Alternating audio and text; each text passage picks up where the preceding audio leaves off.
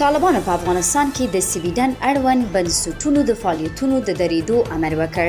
د طالبانو حکومت ویان ذبیح الله مجاهد نن سهار رسنیو ته استول شوې اعلامیه کې لیکلي دا پریکړه یې په سویډن کې د قرآن کریم د څو نسخو سوځولو په غبرګون کې کړې ده.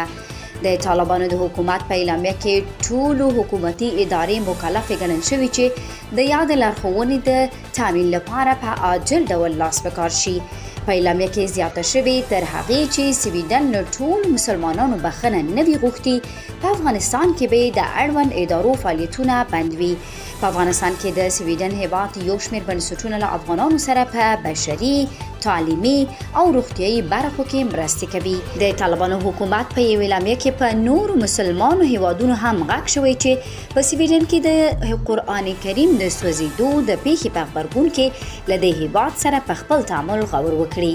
په سټاکهولم کې نږدې 2 اونۍ وړاندې د سلوان مومیکا په نوم یو 30 کلن عراقي وګړي چې اوس سویډن کې اوسېږي قرآن کریم ته سپکاوی وکړ او بیا یې ځینې پاڼې وسوځولې. د هغه د کار په ډیرو اسلامي هیوادونو کې سخت غبرګون تر شا درلود.